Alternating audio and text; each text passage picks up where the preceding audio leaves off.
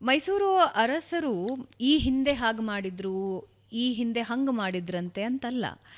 ಇವತ್ತಿಗೂ ಮೈಸೂರು ರಾಜ್ಯ ಅಂತಾನೆ ತಗೋಣ, ಸ್ವಾತಂತ್ರ್ಯ ನಂತರದ ಮೈಸೂರು ಸಂಸ್ಥಾನ ಅಂತ ತೆಗೆದುಕೊಂಡಾಗ ಅಭಿವೃದ್ಧಿಗೆ ಹೆಚ್ಚಿನ ಒತ್ತು ಕೊಟ್ಟವರು. ಅದು ನೀರಾವರಿ ಆಗಿರಲಿ, ಕಾರ್ಖಾನೆಗಳಾಗಿರಲಿ, ವಿದ್ಯಾಸಂಸ್ಥೆಗಳಾಗಿರಲಿ, ಇವತ್ತಿಗೂ ಆ ಅಭಿವೃದ್ಧಿಗೆ ಮೈಸೂರು ಸಂಸ್ಥಾನ ಕೊಟ್ಟಿರುವಂತಹ ಕೊಡುಗೆಗಳನ್ನು ನಾವು ಮರೆಯೋದಕ್ಕೆ ಸಾಧ್ಯ ಇಲ್ಲ.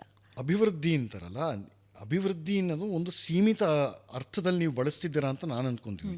ಅಭಿವೃದ್ಧಿ ಅಂತಂದರೆ ಆರ್ಥಿಕ ದೃಷ್ಟಿಯಿಂದ ಮಾತ್ರ ನೀವು ಬಳಸ್ತಾ ಇರೋ ಶಬ್ದ ಇದು ಅಲ್ವಾ. ನೀವು ಹೇಳ್ತಾ ಇರೋ ಕಾರ್ಖಾನೆ, ರಸ್ತೆ, ಇನ್ನೊಂದು ಅಭಿವೃದ್ಧಿ ಎಲ್ಲ ಕಾಲದಲ್ಲೂ ಇತ್ತು ಅಲ್ಲ, ನಾವು ಇವತ್ತಿಗೂ ನೋಡಬಹುದಾದದ್ದು. ಹೌದು, ಈ ಕಣ್ಣು ಕಾಣೋದು ಹೌದು. ಆದರೆ ಅಭಿವೃದ್ಧಿಯ ಹೊರಗಿನ ಒಂದು ಅಭಿವ್ಯಕ್ತಿ ಇದೆಯಲ್ಲ, ಆ ಕಾಲದಲ್ಲೂ ರೋಡ್ ಇತ್ತು, ಆದರೆ ಟಾರ್ ರೋಡ್ ಇರಲಿಲ್ಲ. ಹೌದು. ನೀವು ಟಾರ್ ರೋಡ್ ಯಾಕೆ ಬರಬೇಕಾಗಿತ್ತು ಅಂತಂದರೆ ನಿಮಗೆ ವಾಹನಗಳ ರೂಪ ಬೇರೆ ಆಯಿತು.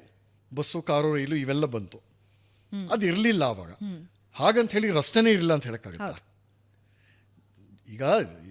ಈಗಷ್ಟೇ ಹೇಳಿದ್ವಿ ನಾವು, ಯಾವುದೋ ವಿಜಯನಗರದ ಬೀದಿ ಬೀದಿಲಿ ನಿಮಗೆ ಮುತ್ತು, ರತ್ನ, ಪಚ್ಚೆ, ಚಿನ್ನ, ನಾಣ್ಯ, ವೈಡೂರ್ಯ ಇವೆಲ್ಲ ತೂಕದ ಲೆಕ್ಕದಲ್ಲಿ ಹಾಕ್ತಾಯಿದ್ರು ಅಂತ. ಇದೆಲ್ಲ ಅಭಿವೃದ್ಧಿ ಅಲ್ಲದೆ ಇನ್ನೇನು? ಆ ಕಾಲಕ್ಕೆ ತಕ್ಕಂತೆ ಅದರ ಅಭಿವ್ಯಕ್ತಿಯ ಪರಿಭಾಷೆ ಬೇರೆ ಆಗುತ್ತೆ ಅಷ್ಟೇ ಹೊರತು ಅಭಿವೃದ್ಧಿ ಅನ್ನೋದು ಇದ್ದೇ ಇದೆ ಎಲ್ಲ ಕಾಲದಲ್ಲೂ. ಇಲ್ಲ ಅಂದರೆ ಆ ಕಾಲದಲ್ಲಿ ಹೊಟ್ಟೆಗಿಲ್ಲದೆ ಎಲ್ಲರೂ ಸಾಯ್ತಾ ಇದ್ರು ಅಂತ ಅರ್ಥ ಬರುತ್ತೆ. ಸೊ ಇದು ಇದ್ದಿದ್ದೆ. ಯಾಕಂದರೆ ನಮ್ಮಲ್ಲಿ ಒಂದು ರಾಜ ಅನ್ನೋ ಶಬ್ದಕ್ಕೆ ಮೂಲ ಅರ್ಥ ಏನು ಅಂತಂದರೆ ರಂಜನಾತ್ ರಾಜ ಅಂತ. ಅಂದರೆ ಯಾರು ಪ್ರಜೆಗಳನ್ನು ರಂಜನೆ ಮಾಡ್ತಾನೋ, ಅಂದರೆ ವ್ಯಾಪಕವಾದ ಅರ್ಥದಲ್ಲಿ ಸಂತೋಷ, ಸುಖ, ನೆಮ್ಮದಿ, ಶಾಂತಿ ಇದನ್ನೆಲ್ಲ ಕೊಡ್ತಾನೋ ಅವನೇ ನಿಜವಾದ ರಾಜ ಅಂತ. ಅಥವಾ ಇನ್ನೂ ಒಂದು ಅರ್ಥ ತಗೋಬೋದು, ರಾಜಾಹ ಪ್ರಜಾವತ್ಸಲಹ ಅಂತ. ಪ್ರಜೆಗಳ ವತ್ಸಲ ಆಗಿರಬೇಕು, ವಾತ್ಸಲ್ಯ ತೋರಿಸ್ಬೇಕು, ಮಕ್ಕಳ ಥರ ನೋಡಬೇಕು, ಇವೆಲ್ಲ ಇದೆ. ಕರೆಕ್ಟ್. ಅಂದರೆ ಇದು ಬಂದುಬಿಡುತ್ತಲ್ಲ, ಅದರೊಳಗೆ ಆ ಪರಿಧಿಗೆ ಬಂದುಬಿಡುತ್ತಲ್ಲ ಡೆಫಿನಿಷನ್ನಲ್ಲಿ ಅಭಿವೃದ್ಧಿ ಇವೆಲ್ಲ ಅಂತ. ಅದರ ಹೊರಗಿನ ರೂಪ ಬೇರೆ ಆಗುತ್ತೆ, ಸ್ವರೂಪ ಅದೇ ಇರುತ್ತೆ. ಆದರೆ ಏನು ಅಂತಂದರೆ ಬ್ರಿಟಿಷ್ನವರು ಆ ಕಾಲದಲ್ಲಿ ಇಲ್ಲಿ ಬಂದ ಮೇಲೆ ಹಲವಾರು ಕೆಲಸ ಮಾಡಿದ್ರು. ಮುಖ್ಯವಾದ್ದು, ಅವರು ಭಾರತವನ್ನು ಒಂದೇ ಏಟ್ನಲ್ಲಿ ಕಬಳಿಸ್ಕೊಳ್ಳಿಲ್ಲ. ಕ್ರಮಕ್ರಮವಾಗಿ ಬೇರೆ ಬೇರೆ ಸಂಧಾನಗಳು, ಅನೈತಿಕ ಒಪ್ಪಂದಗಳನ್ನೆಲ್ಲ ಮುರಿದು ಒಂದೊಂದಾಗಿ ಪೀಸಾಗಿ ನುಂಗಿದ್ರು. ಒಂದು ಇಡೀ ರೊಟ್ಟಿನ ಬಾಯಿಗೆ ಹಾಕ್ಕೊಳ್ಳಿಲ್ಲ, ತುಂಡಾಗಿ ತಿಂತಾ ಬಂದರು. ಸೊ ಹಾಗಾಗಿ ನಮ್ಮ ಸ್ವಾತಂತ್ರ್ಯ ಪೂರ್ತಿ ಯಾವಾಗ ಕಳ್ಕೊಂಡ್ವೋ ನಮಗೆ ಗೊತ್ತಾಗಲಿಲ್ಲ. ಹೌದಾ? ಆವಾಗ ಭಾರತ ಎರಡಾಯಿತು. ಒಂದು ಬ್ರಿಟಿಷ್ ಇಂಡಿಯಾ, ಇನ್ನೊಂದು ಇಂಡಿಯನ್ ಇಂಡಿಯಾ. ಬ್ರಿಟಿಷ್ ಇಂಡಿಯಾ ಅಂತಂದರೆ ಪ್ರೆಸಿಡೆನ್ಸೀಸು, ನೇರವಾಗಿ ಬ್ರಿಟಿಷ್ ಸರ್ಕಾರನೇ ಭಾರತದಲ್ಲಿ ಇದ್ದುಕೊಂಡು ಡೆಲ್ಲಿಯಿಂದ ನೇರವಾಗಿ ಆಡಳಿತ ಮಾಡ್ತಾ ಇದ್ದನ್ನೆಲ್ಲ British India. Bombay presidency, Madras presidency, United provinces, ಈ ಥರ ಪ್ರೆಸಿಡೆನ್ಸಿ ಅಂತ ಎಲ್ಲೆಲ್ಲಿ ಬರುತ್ತೆ ಅವೆಲ್ಲ ನೇರವಾಗಿ ಬ್ರಿಟಿಷ್. ಇನ್ನು ಮಿಕ್ಕಿದ್ದು ನಮ್ಮ ದೇಶೀಯ ಸಂಸ್ಥಾನಗಳು ಅಥವಾ ನೇಟಿವ್ ಸ್ಟೇಟ್ಸ್ ಅಥವಾ ಪ್ರಿನ್ಸ್ಲಿ ಸ್ಟೇಟ್ಸು. ಈ ವರ್ಗಕ್ಕೆ ಬರೋದು ಸುಮಾರು 550 ದೇಶೀಯ ಸಂಸ್ಥಾನಗಳು. ಅವುಗಳ ಪೈಕಿ ಅತ್ಯಂತ ದೊಡ್ಡ ದೇಶೀಯ ಸಂಸ್ಥಾನ ಹೈದರಾಬಾದಿನ ನಿಜಾಮಂದು. ಅದಾದ ನಂತರ ವಿಸ್ತಾರವಾದ ದೇಶೀಯ ಸಂಸ್ಥಾನ ಮೈಸೂರು. ಆಮೇಲೆ ತಿರುವಾಂಕೂರು, ಬಿಕನೇರು, ಹೀಗೆಲ್ಲ ಬರುತ್ತೆ, ಉದಯಪುರ, ಇವೆಲ್ಲ ಬರ್ತಾ ಹೋಗುತ್ತೆ. ಈ ಎಲ್ಲ ದೇಶೀಯ ಸಂಸ್ಥಾನಗಳ ಪೈಕಿ ಕೆಲವು ಈಗ ಹೈದರಾಬಾದ್ ನಿಜಾಮ್ ಕಿತ್ತೋಗಿರೋದು, ಅವೆಲ್ಲ ಅದು ಮಾತಾಡದೇ ಇರೋದೇ ಒಳ್ಳೆಯದಲ್ಲಿ.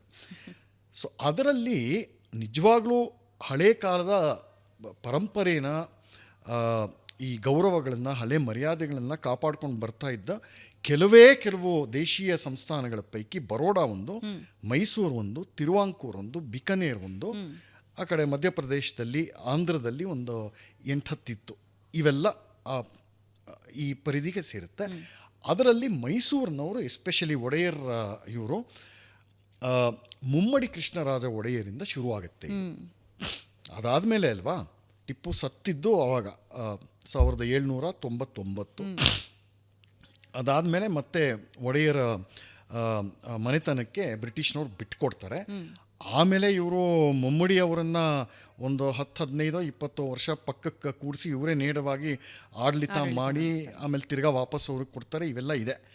ಮುಮ್ಮಡಿ ಕೃಷ್ಣರಾಜ ಒಡೆಯರು ನಮ್ಮ ದೇಶದ, ಅಂದರೆ ನೋಡಿ, ಅವರ ವಿಷನ್ ಯಾವ ಥರ ಇತ್ತು ಮತ್ತು ಅವರ ಮುಮ್ಮಡಿಯವರ ಒಂದು ಸೂಕ್ಷ್ಮ ಗ್ರಹಣ ಯಾವ ಥರ ಇತ್ತು. ಸರಿ, ನೀನು ನನ್ನನ್ನು ಪಕ್ಕಕ್ಕಿಟ್ಟಿದ್ಯಾ, ಸಿಂಹಾಸನದಿಂದ ಬಲವಂತವಾಗಿ ನನ್ನನ್ನು ಪಕ್ಕಕ್ಕಿಟ್ಟಿದ್ಯಾ, ಆದರೂ ನನ್ನ ರಾಜ್ಯದ ಅಭಿವೃದ್ಧಿ ಹೇಗೆ ಮಾಡ್ಕೋಬೇಕು ಅಂತ ನನಗೆ ಗೊತ್ತು ಅಂತ ಸಾಂಸ್ಕೃತಿಕ ರೂಟಿಂದ ಮಾಡಿದ್ರು.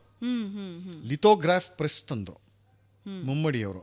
ಆಮೇಲೆ ಅನೇಕ ಕಲಾ ಕೇಂದ್ರಗಳನ್ನು ಸಂಗೀತ ಇದಕ್ಕೆ ಇವರು ಕೊಟ್ಟರು, ಸಾಹಿತ್ಯಕ್ಕೆ ಒಂದು ಇಂಬು ಕೊಟ್ಟರು. ದೇಶದ ಬೇರೆ ಬೇರೆ ಕಡೆಯಿಂದ ವಿದ್ವಾಂಸರನ್ನು, ಆಮೇಲೆ ಚಿತ್ರಕಾರನ್ನೆಲ್ಲ ತಂದು ಒಂದು ಮೈಸೂರು ಶೈಲಿ ಅನ್ನೋ ಒಂದು ಪೇಂಟಿಂಗ್ ಅಂತಂದರು. ಈ ಥರ ಮಾಡ್ತಾ ಹೋದರು. ಶಾಲಾ ಕಾಲೇಜ್ಗಳನ್ನ ನಿರ್ಮಾಣ ಮಾಡಿದ್ರು. ಆರ್ಕಿಟೆಕ್ಚರ್ಗೆ ಇದು ಕೊಟ್ಟರು. ರಾಜಕೀಯ ಪವರ್ ಇಲ್ಲ, ಪರವಾಗಿಲ್ಲ, ನನ್ನ ಹತ್ರ ದುಡ್ಡಿದೆ, ಹೇಗೆ ಮಾಡಬೇಕು ನನಗೆ ಗೊತ್ತು ಅಂತ ಈ ರೂಟಿಂದ ಬಂದು ಒಂದು ಮಾಡೆಲ್ ಸ್ಟೇಟ್ ಬರೋ ಆ ದಿಕ್ಕಲ್ಲಿ ಇವರು ಕೃಷಿ ಮಾಡಿದ್ರು ಮುಮ್ಮಡಿಯವರು. ಅವರು ಹಾಕೊಟ್ಟಿದ್ದ ಬುನಾದಿಯಿಂದ ನಂತರ ಅವ್ರ ಮೊಮ್ಮಗ ಅನಿಸುತ್ತೆ ನಾಲ್ವಡಿಯವರು ಬಂದಾಗ ಅವರು ನಿಜವಾಗ್ಲೂ ಮೈಸೂರನ್ನು ಮಾದರಿ ರಾಜ್ಯ ಅಂತ ಮಾಡಿದ್ರು, ಮಾದರಿ ಸಂಸ್ಥಾನ ಅಂತ. ಅವ್ರ ಕಾಲದಲ್ಲಿ ಮತ್ತೆ ದಿವಾನರು ವಿಶ್ವೇಶ್ವರಯ್ಯನವರು ಗೊತ್ತೇ ಇರೋದು ತಮಗೆ, ಮೈಸೂರು ಬ್ಯಾಂಕು, ಮೈಸೂರು ಯೂನಿವರ್ಸಿಟಿ. ಈ ಹೊತ್ತು ನಮ್ಮ ಒಡೆಯರ್ ವಂಶದ ಆ ರಾಜಮನೆತನದ ಹೆಸರಿರೋ ಯಾವುದೇ ಬಿಲ್ಡಿಂಗು, ಯಾವುದೇ ರೋಡ್ ನೋಡಿ ಇನ್ನೂ ಹಾಗೆ ಗಟ್ಟಿಯಾಗಿದೆ. As simple S. ಹೌದಾ? ಇಲ್ಲಿ ಹಾಕೊಟ್ಟಿರೋ ಹಳೆ ಬ್ಯಾಂಗ್ಳೂರಲ್ಲಿರೋ ಏರಿಯಾಗಳು, ಪೇಟೆಗಳೆಲ್ಲ ಇದೆಯಲ್ಲ, ಅಕ್ಕಿಪೇಟೆ, ಹಳೆಪೇಟೆ, ಬಲೆಪೇಟೆ, ಚಿಕ್ಕಪೇಟೆ, ಇವೆಲ್ಲ ನೋಡಿ ಅದು ಆ ಟೌನ್ ಪ್ಲ್ಯಾನಿಂಗು ಎಷ್ಟು ಗಟ್ಟಿಯಾಗಿದೆ. ಈಗಲೂ ಹಾಗೆ ಇದೆ. ನೀವು ಆ ಗಲ್ಲಿಗಳು ಕಾಣುತ್ತೆ ನಿಮಗೆ, ಬಟ್ ನಿಮ್ಗೆ ಆ ಬಿಗ್ ಪಿಕ್ಚರ್ ಹೊರಗಡೆಯಿಂದ ಕಂಡ್ರೆ ನಿಮಗೆ ಎಲ್ಲ ನಗರದಕ್ಕೆ ಬೇಕಾಗಿರುವಂಥ ಎಲ್ಲ ಒಂದು ಬಿಸ್ನೆಸ್ ಡಿಸ್ಟ್ರಿಕ್ಟ್ ಆಗಿತ್ತದು ಅಲ್ಲೇ. ಇವತ್ತು ಈ ಊರಿಗೆ ಒಂದು ಬಿಸ್ನೆಸ್ ಡಿಸ್ಟ್ರಿಕ್ಟ್ ಇಲ್ಲ. ಹೌದು. ಹಾಗಾಗಿ ಪ್ರತಿ ಏರಿಯಾಲೂ ಪಬ್ ಇದೆ, ಪ್ರತಿ ಏರಿಯಾಲೂ ದರ್ಜಿ ಅಂಗಡಿ ಇದೆ, ಪ್ರತಿ ಏರಿಯಾಲೂ ಎಲ್ಲನೂ ಇದೆ.